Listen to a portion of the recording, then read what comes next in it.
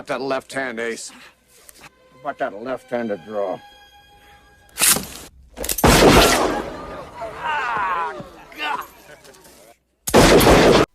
Hello, this is Justin from Books, Bricks, and Boards, and today I am here to talk about a game that I have been excited about for a long time. I just got my notification that my physical copy shipped, and that game is Weird Frontiers. But that game didn't start out as Weird Frontiers. It started out as Dark Trails, a Weird West RPG by David Baity. For those of you that aren't familiar with this game, Dark Trails, now Weird Frontiers, is actually a Western, Weird West, kind of steampunkish, Cthulhu-inspired dungeon crawl classic system-using RPG. That might seem like a mouthful, and it is. But let's start from the beginning. I'm your huckleberry. Play for blood, remember? In the early days of the pandemic, I was in the process of restarting an RPG group, and in doing my research, I came across Dungeon Crawl Classics. Now, my only experience with Goodman Games prior to this was with their adventures, also called Dungeon Crawl Classics, way back in the late days of 3rd edition, early days of 4th edition Dungeons and Dragons. I had no idea that Dungeon Crawl Classics was also what they called their own RPG system, kind of an OSR love letter that favored the sword and sorcery stylings of Robert E. Howard over the more Hollywood version of fantasy that is now mostly Dungeons and Dragons. Very gritty game, but with some humor and a whole lot of style. Well, with my group, it quickly grew to a 10-person, twice-a-month RPG session. There wasn't a lot to do during the pandemic, so that benefited our group greatly. But because of the size of the group, there were often nights where a number of players were not able to show. And I was looking for a game that I could play some one-offs with that would be fun and engaging and that the players could pick up on quickly. Well, I quickly found that in Dungeon Crawl Classics. Everybody enjoyed it. We had a blast playing through the funnels. We played several of the X-Crawl modules, and that was always a good time.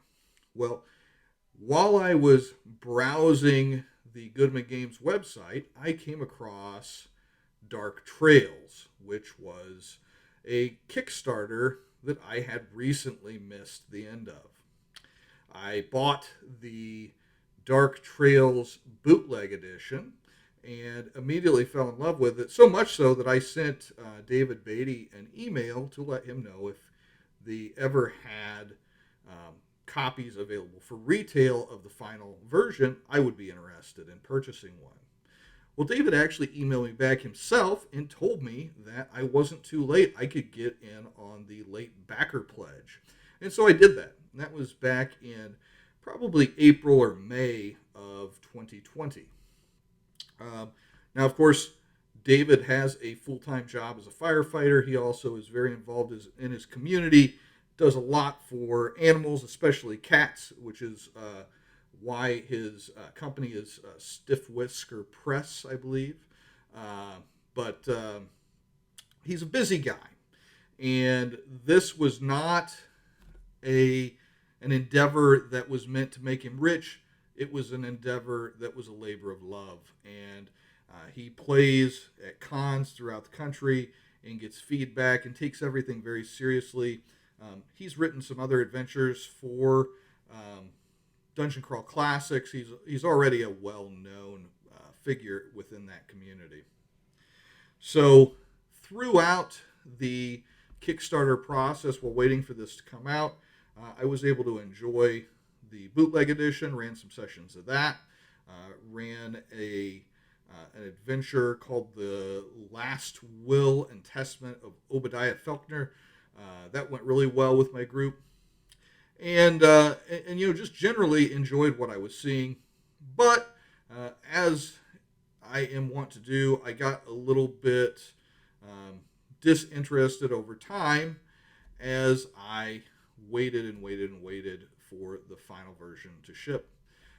About 6 months ago, the final PDF copies of the game came out. I downloaded them, but I didn't even really look at them too closely because I really wanted to wait until I had my physical copy in hand. But now that that is on its way, I thought today would be a good day to talk about Weird Frontiers. So how do we get from the Dark Trails name to Weird Frontiers?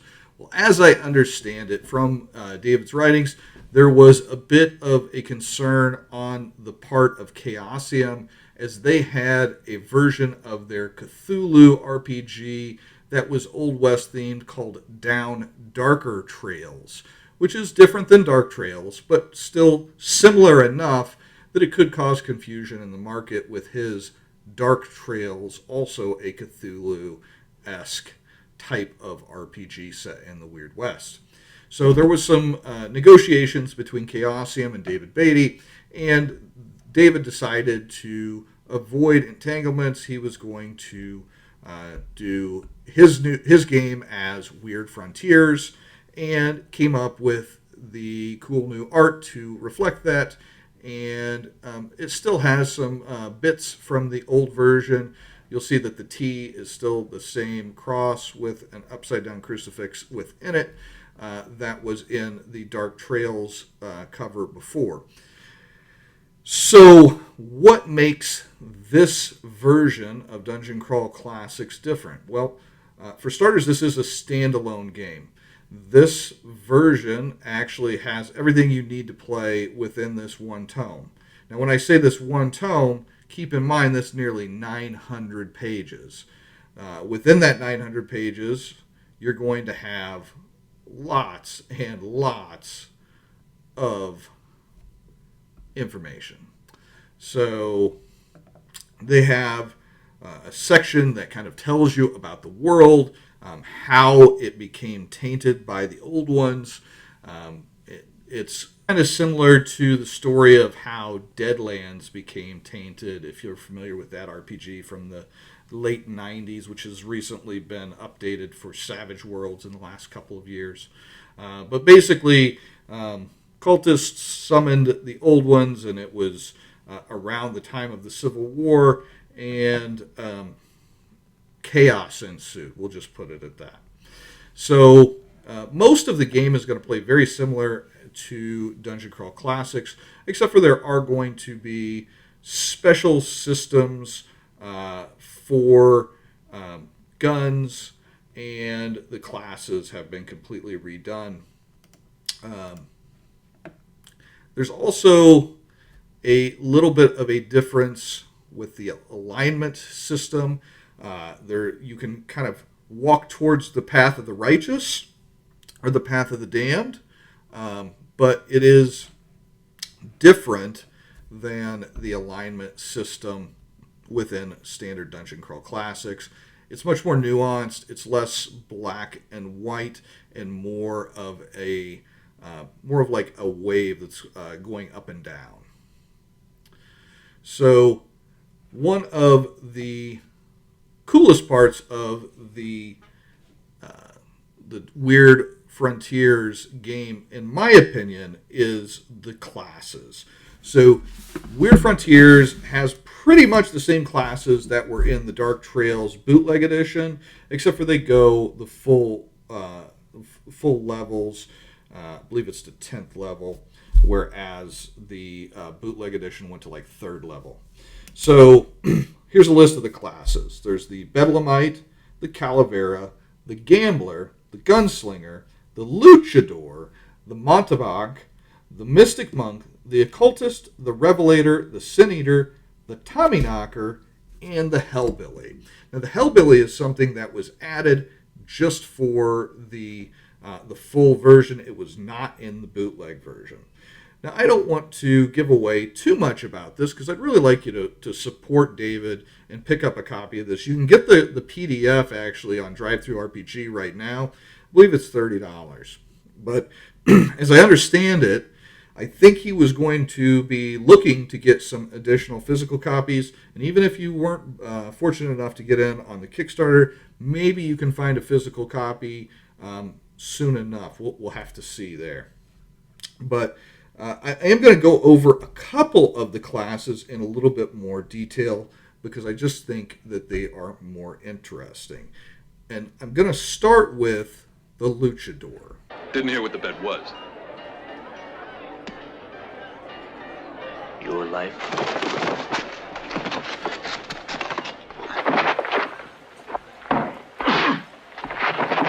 Thought you misheard me. You did. It actually is a luchador, meaning a wrestler wearing a mask. And the luchador in a dark, gritty setting like this could very easily be a cheesy addition that just served to be red meat to the most munchkin-y of players. But that's not what happened here. In this system, the luchador is kind of like a local hero, similar to how a lot of the smaller lucha libre organizations, most popular wrestlers become local heroes in the areas in which they perform. And they, in the game, they get a lucha die, which is similar to a deed die that the warriors get, which you add to hit and damage for their attacks. And like the warriors, they can do a special maneuver. They call it their signature move. And if you get a 3 or better on your deed die, you can add an extra effect. You can blind somebody, you could choke them, you could stun them, all sorts of cool things that you can do there. Because they are known for their hand-to-hand combat prowess, they do a D8 damage even when they are unarmed. They get a bonus to their AC because of their muscle oil. I guess they just slide right past the enemy. And they have a number of special abilities that they can use from their mask. Their mask has magical infusion in it, and they can spend temporary personality points in order to use these special abilities. Right here you see the Strength of the Bull, and that is one of the many special abilities that the mask can grant them. So with that, I think the Luchador makes for a very interesting and unique player class for the Dungeon Crawl Classic system. Dungeon Crawl Classics is known for being pretty bare bones on their classes. You know, it's pretty much the BX classes, including Races class, in the straight game. So getting into some of the really unique classes that are here in Dark Trails, now Weird Frontiers, is a real breath of fresh air for the game, and I think it adds a lot of replayability to the system. Some of these I could even see using in standard Dungeon Crawl Classics games. Probably not this one, though. Looks like we're shy of one horse. You brought two men. The second class I want to mention is the Hellbilly. This is the class that was added after the Kickstarter was finished. And this is, quite honestly, like no other class I've ever seen for any game. You might initially think, well, yeah, it's kind of like the Drunken Monk that's been in so many different versions of Pathfinder, Dungeons & Dragons. No, this is not that at all. So this is closer to a Battle Rager, but a redneck Battle Rager.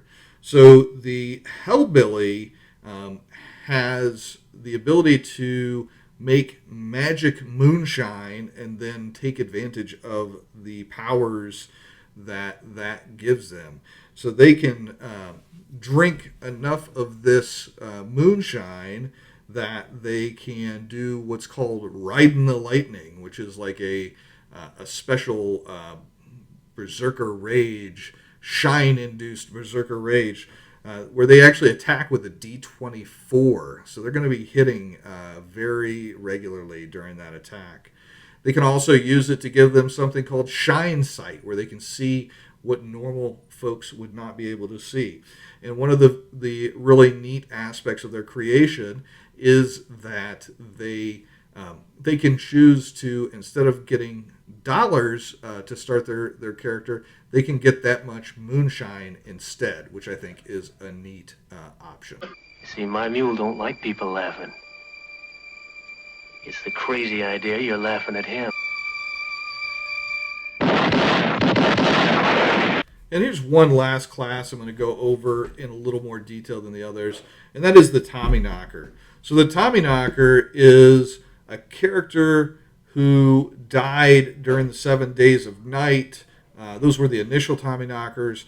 For your campaign, it actually does suggest if you have a character that dies during an adventure and the player really wants to play them still because they're drawn to the story or whatever, you could have that character come back as a Tommyknocker as well. But generally, it's supposed to be folks that were killed during the turn where the old ones came back.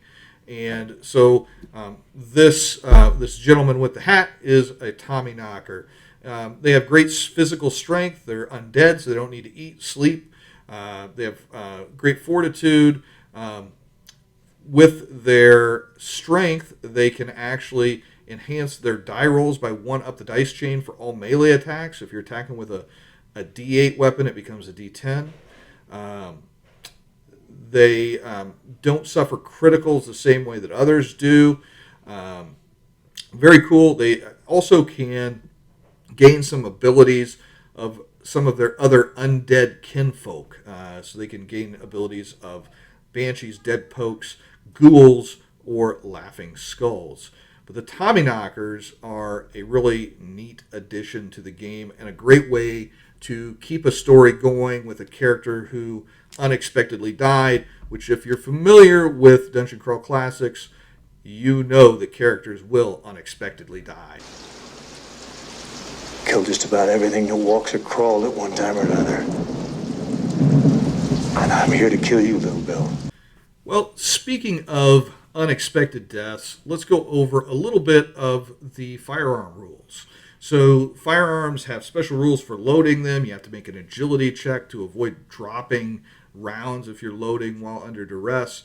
And then every time you fire your weapon, you have to draw cards from a gun deck, which is just a standard deck of playing cards. If you get a 2, 3, 4, 5, 6, 7, or 9, or 10, there's no effect. It's just a normal shot. If you flip a black or red face card, you get a bonus to the attack and damage. Jacks are 1, queens are 2, and kings are 3. Aces and 8s, the dead man's hand, end up in a misfire, and you have to roll on the firearm fumble chart, which can be quite funny and also quite deadly. And then flipping a joker, the red one is good, you get a D3 boons, and the black one is bad, you get a D3 hexes. So you can end up having backfires, you can jam your gun, and the criticals on the guns can be quite brutal. As you know, Dungeon Crawl Classics has different critical charts for different weapons, and the firearms are going to be no different there. You do have the option of fanning the hammer, which is very popular in Western movies, and it is just another example of how David Baity really pays great respect to the genre that he is trying to recreate here. This is using 2 firearms, which is a little bit different than standard 2-weapon wielding. So also, if you've noticed, there is just a lot of great art here. A lot of that old school kind of line art, pencil art. So this is definitely something that you can enjoy just flipping through, even if you don't have a group to play it with currently. So just like in Dungeon Crawl Classics, spells in Weird Frontiers are going to have entire pages devoted to the results that are possible, using spell burn and whatnot to attain higher results. And so you have like around 382 pages of spells. This was one of the things that slowed down the creation of the book greatly, is that David was not satisfied with just putting out what he felt like was an incomplete product. So he just kept adding more and more spells, which meant also adding more and more art to fill those pages. And what he ended up with is quite fantastic. And I feel really lucky to have got in early enough to appreciate the process, not just the final product. After the magic section is going to be the judges' rules. It gives a really neat sample city of Ash Bluff with some NPCs in several different locations in the town, a nice little drawn map. Before that, there is a section that kind of goes through the different sections of the United States. I was really happy because one of the places on the map was the Wabash River, which is not too far from my house, and he had misspelled it, so I actually submitted the correction for that from Weebash to Wabash. So that is my claim to fame regarding this product. So there's also a section on the different old ones and miracles and how to use your Dungeon Crawl Classics material with Weird Frontiers. There's specialty magical items, and there is a huge bestiary that has lots and lots of options. I know for those of you that play Dungeon Crawl Classics, the bestiary or bestiary, however you like to pronounce it, is going to be almost blasphemous because that system really relies on you creating your own monsters in most cases. But there's some really cool options in here. Lots of different shapeshifters. There's the skunk ape. Lots of Cthulhu types of enemies like the Migo. And some of the ones that you've seen in other sources are changed for this one to reflect the Weird West setting. The werewolf and the vampire are good examples of that. At the end, there are some adventures. There's Death Crawls West in the Lost Souls Canyons. There's maps in these. There's characters. There's random encounters. The whole bit. They're very well fleshed out and basically what you would expect to be a separate product on their own, all included here. In the appendix, you've got a great place that you can go to find what things would cost. And as I understand, he actually did some research to see what some of these costs would have accurately been back in the time that he is trying to reflect here. So there are lots and lots of extra bits there. Also at the end are all the tables that you might be looking for, the critical hit and fumble charts, different weapons, because they're not going to be found places other than here, as well as some character sheets. And at the very end, there are some pictures of David and other players of Weird Frontiers / Dark Trails enjoying the early processes of creating the game. So there's a lot here. Now, if it was just this 900 pages, that would have been more than enough to justify the $60 or so I spent on this Kickstarter. But there's more, because David also gave us 5 professionally written adventures beyond what is in the core rulebook, and those are going to be available for purchase as well, as I understand it. All of these adventures, I'm not even going to try to give away any of the spoilers of the adventures, but I will give you the titles that came along with this Kickstarter. So there are 5 extra adventures beyond the 2 that are in the core rulebook. So that's 7 total adventures, enough to keep you busy for a long time without ever having to be creative on your own. There's Dig 3 Graves. This one is the one I've got pulled up, and the reason I did is because this was actually written by Harley Stroh. Harley Stroh is a very well-known writer for Dungeon Crawl Classics, great guy, and just generally a pillar of the Dungeon Crawl Classics community, which is why I chose to put the image of his adventure up here. But there's also Nest of Snakes, Never Swallow the Worm, and Not So Fast Billy in the Malevolent 7. So between all of those adventures and the 900 or so pages that you get in the core rule book, you've got a lot of content here.